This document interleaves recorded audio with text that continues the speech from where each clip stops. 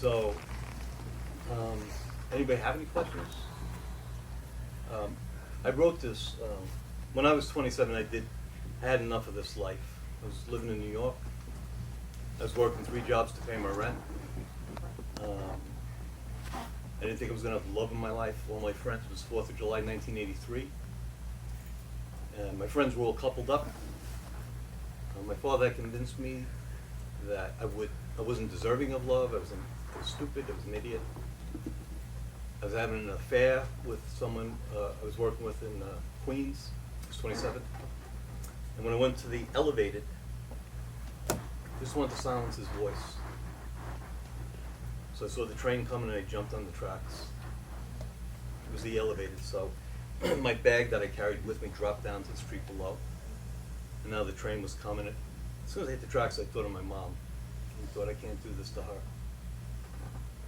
So I tried to jump out of the way, and there was a fence, and the train came by and clipped me, fractured my arm. They positioned the train to get me off. There's so much blood, I thought I'd lost my arm. So I asked the conductor, is my arm there? He said, yeah, it's there. I said, okay, I'm gonna go. He said, no, you can't go, the ambulance is coming. So I went to Elmhurst Hospital, and they sewed it up. And the nurse said, you gotta call somebody to pick you up. So there's no cell phones. I made the call, I called my mother. It was about 3 o'clock in the morning. I said, Ma, and when we get really emotional like that, I can't talk. And the more she tried to calm me down, the more I cried. So I said, I'm okay. And I gave it to the nurse, and the nurse was really nasty. She says, somebody's gonna come to Elmhurst Hospital, pick him up, he's been hit by a train, hangs up.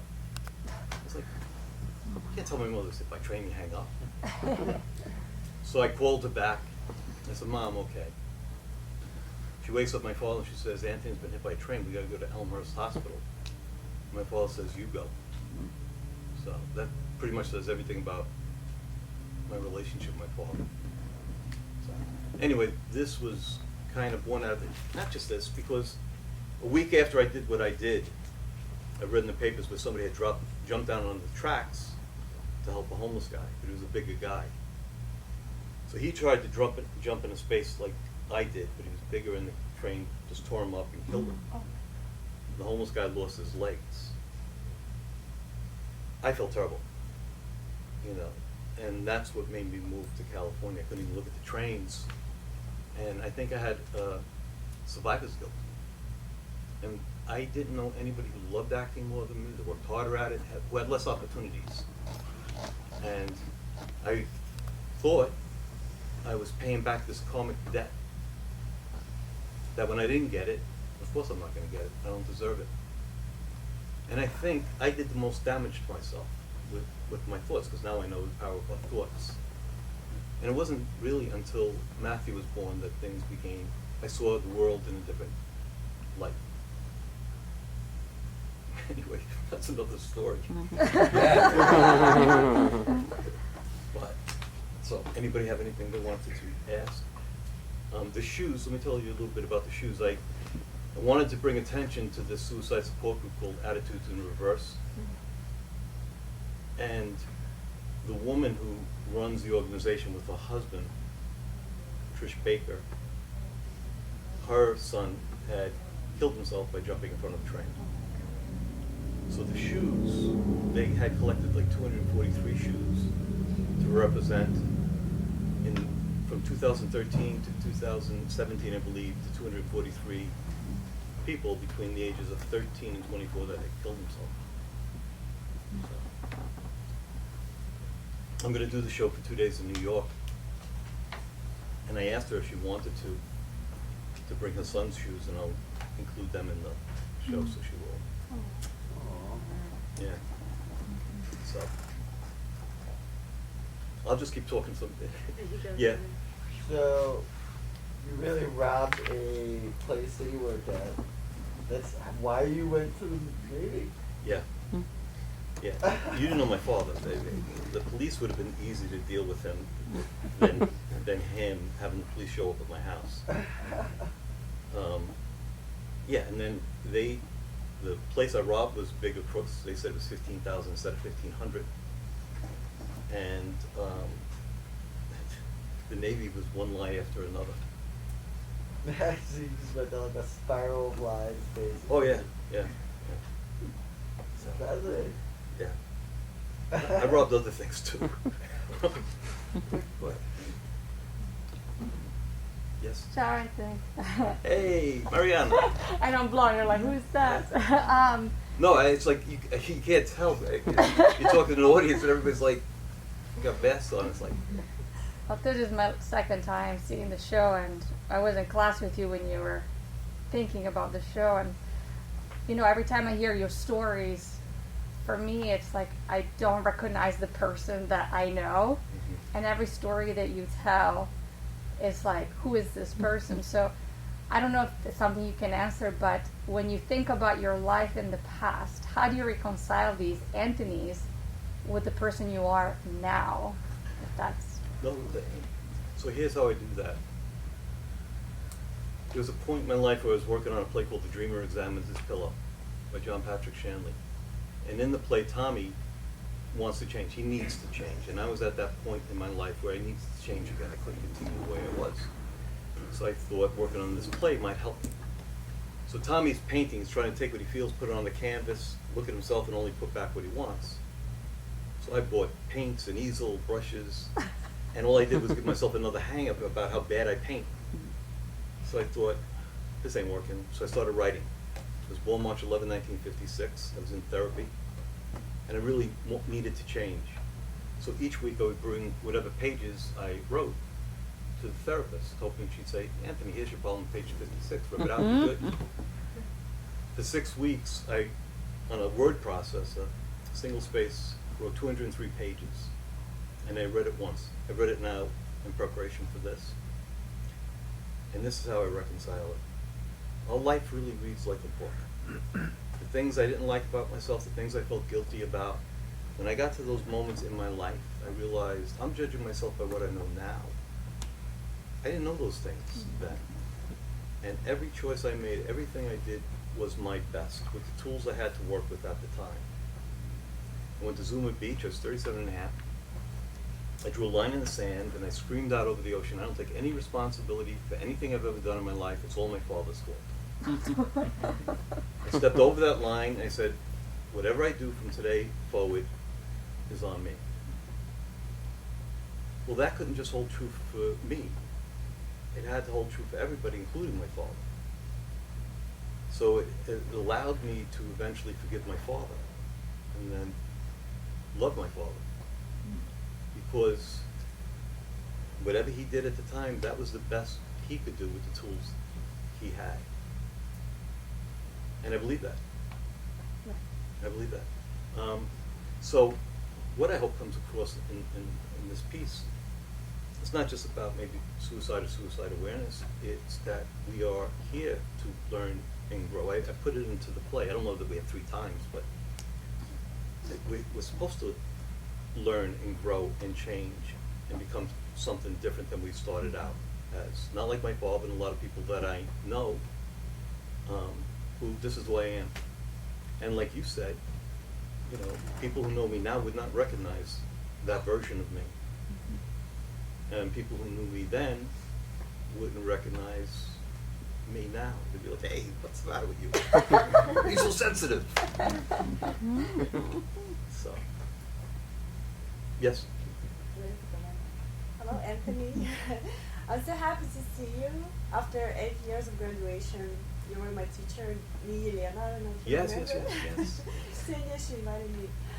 So, very happy to see you. The question is, when you felt depressed and when you had this mental condition when you were about to kill yourself, what tools did you use to get out of this mental statement, and how did you help yourself? Maybe books, movies, or Yeah, all of it.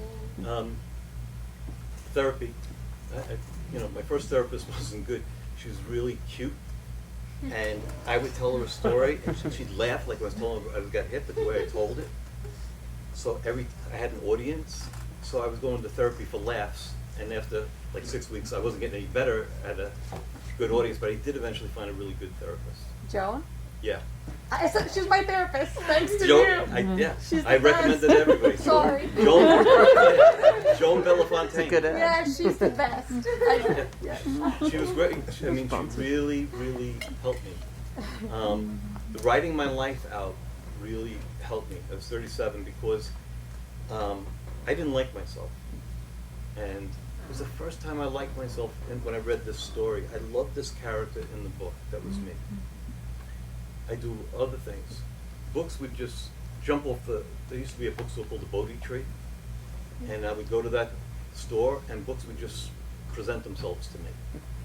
Illusions, The Way of the Peaceful Warrior, The Road Less Traveled, The Alchemist, Siddhartha, Celestine Prophecy.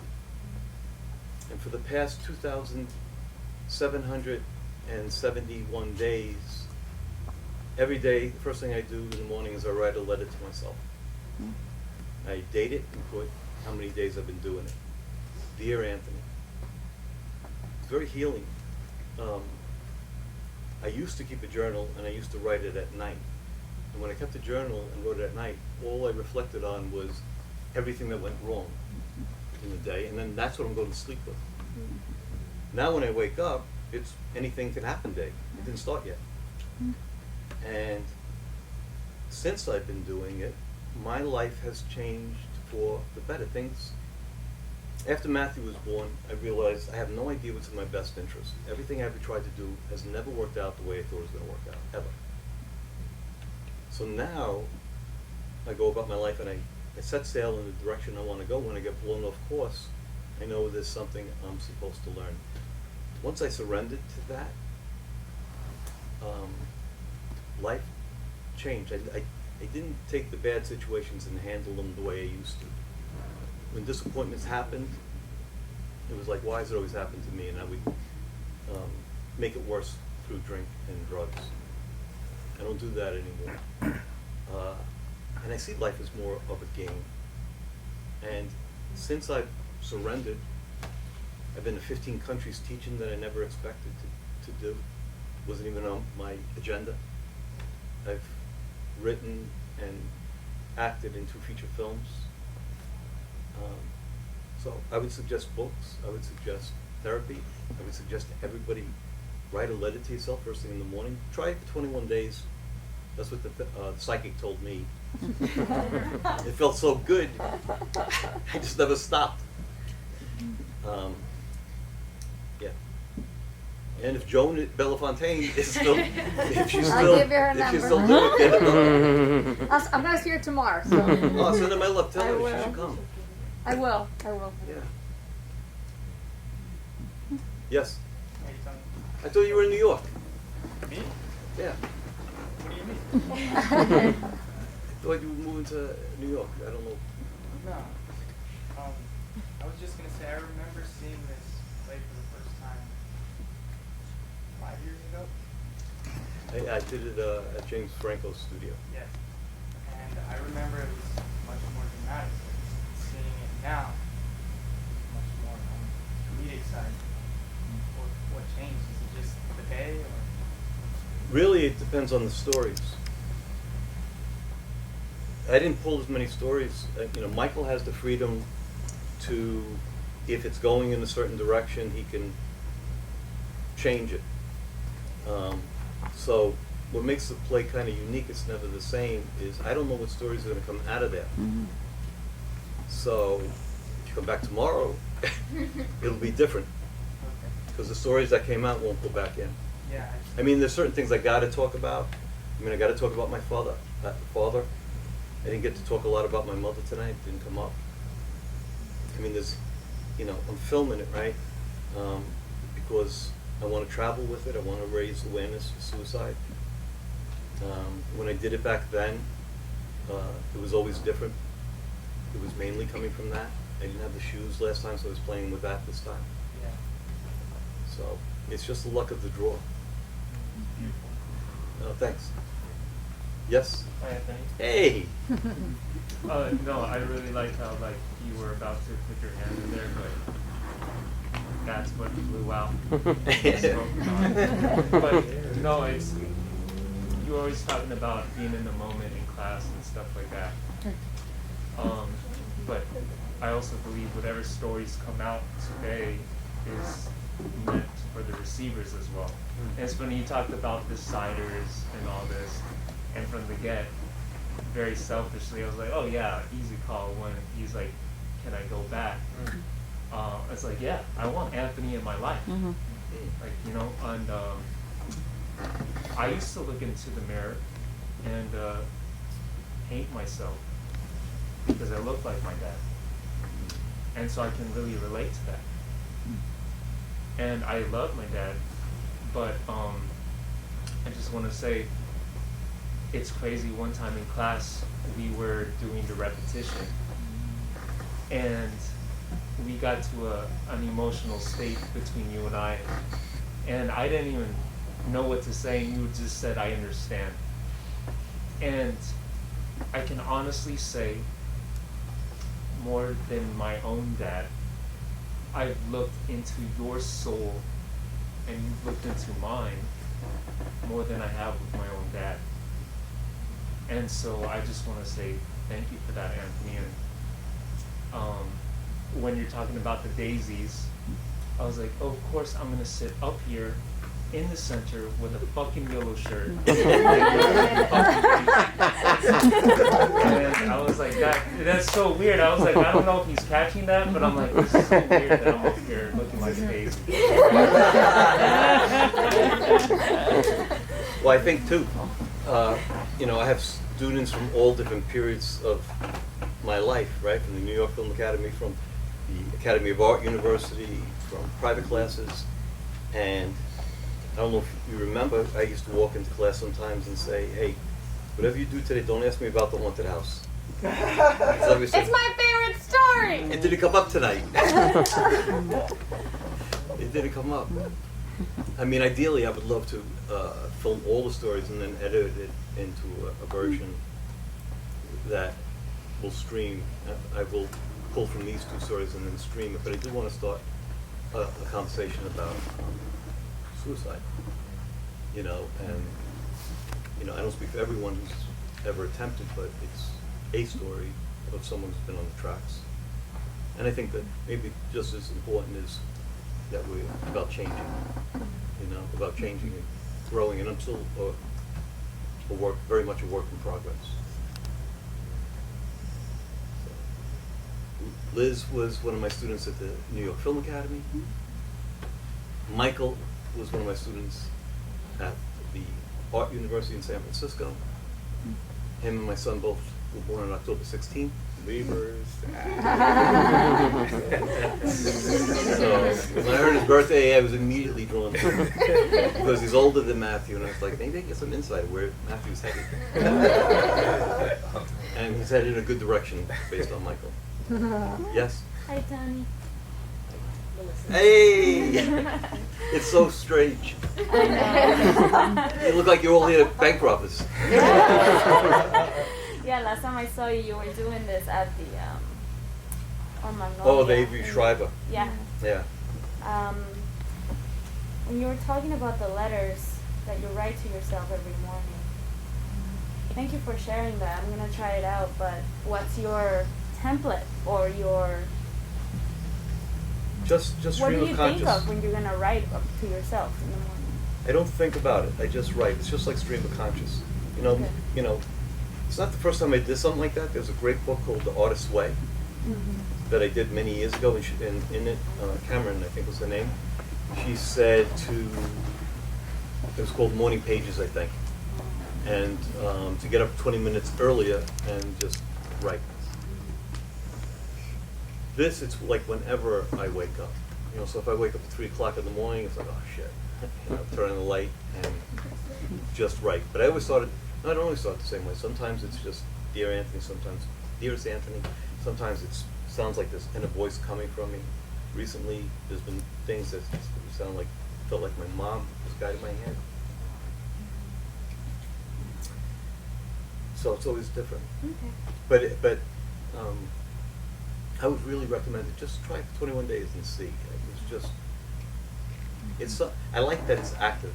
I feel like I'm taking part in my healing or discovering myself. I think art is a search for the self.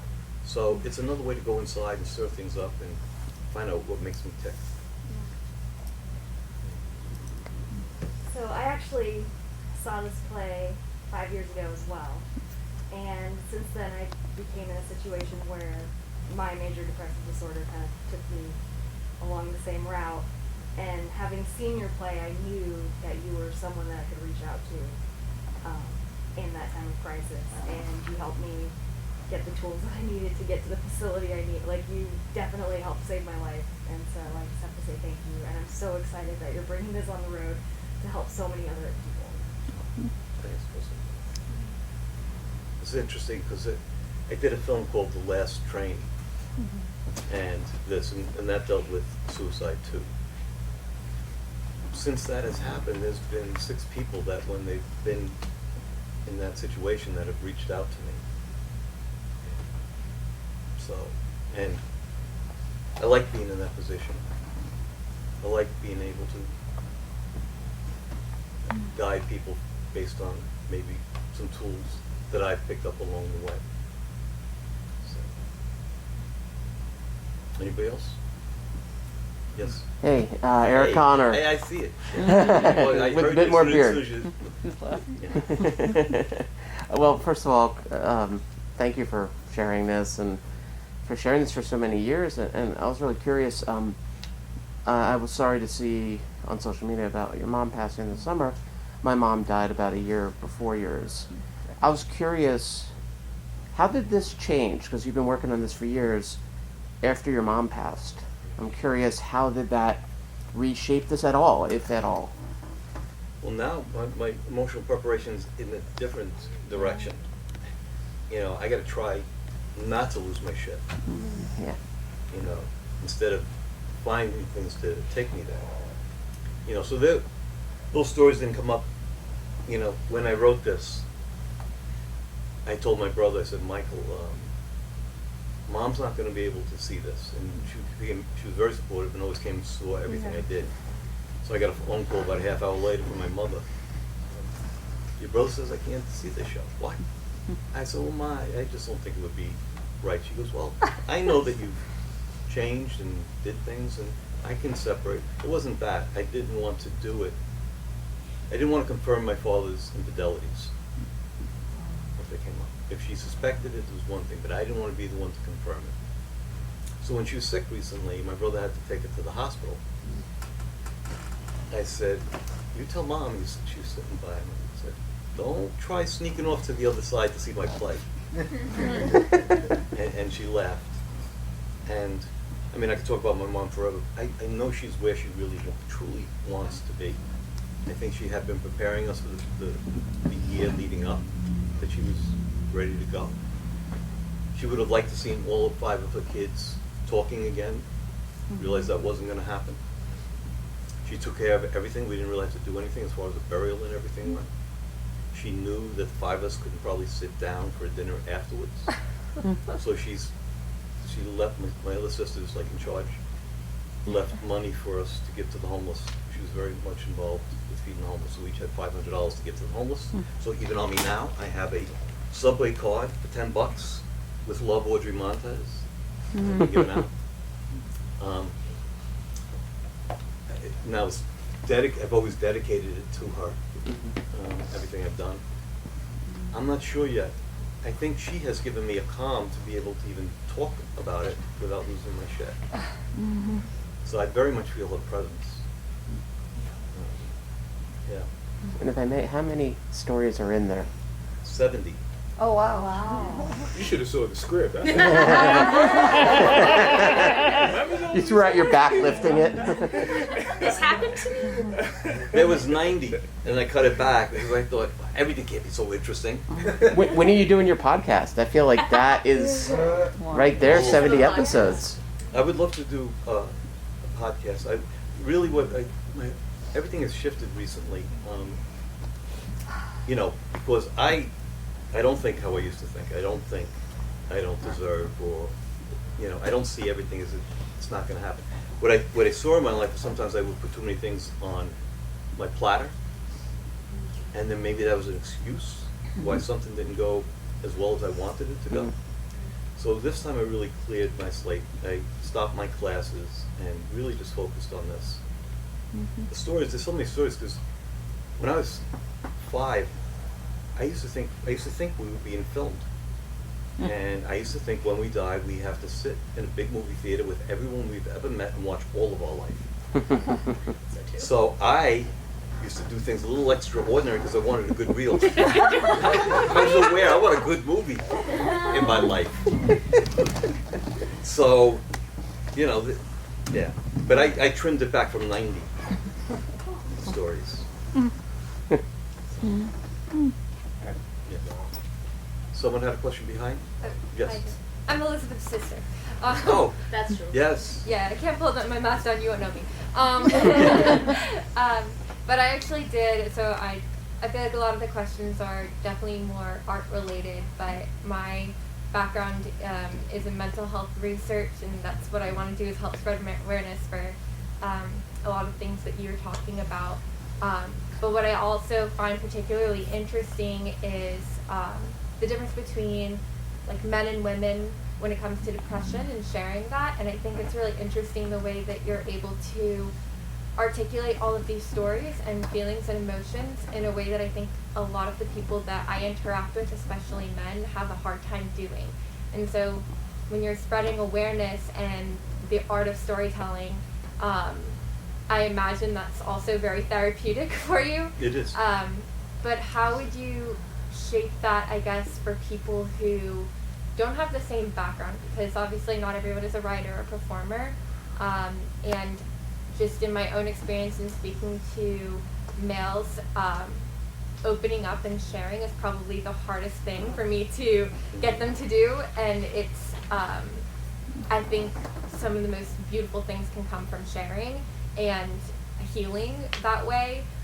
So how would you, I guess, shape your own experiences to somebody who doesn't quite get the talking and sharing aspect of things? I've thought about, doing something. I had tried to get a hold of a therapist, to be here to also answer those kind of questions.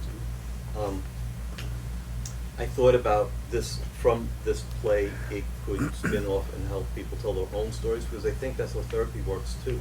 I think